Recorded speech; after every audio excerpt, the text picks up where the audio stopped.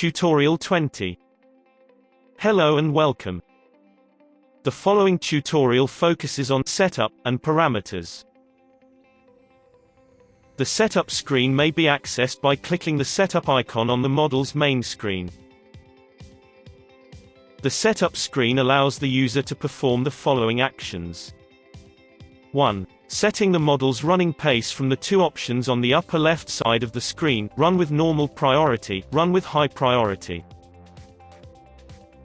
2. Producing a new empty variables table. For example, this action may be required after changing the number of model variables.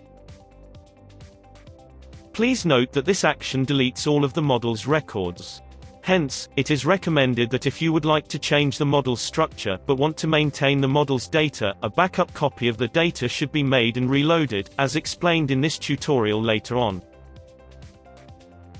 3. Backing up the model's database in a back file. 4. Resetting the model's data. This option allows the user to set the timestamp of the last record that was processed by the model. This way, you can go back and rerun the model with records that have already been processed. 5. Setting up outgoing alerts mail address.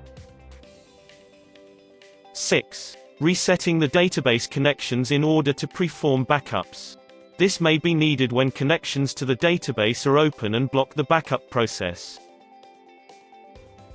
7. Model working days and hours. This enables to set in which days and hours the monitoring model is activated. Activation may be also triggered by condition. The parameters on the right are central parameters affecting the software management. They can be changed only with an administrator-level password by clicking the edit icon at the upper right part of the screen. Further details about the influence of each parameter can be found in Parameter Topics section of our website. Thank you. We hope you have found this tutorial helpful and clear.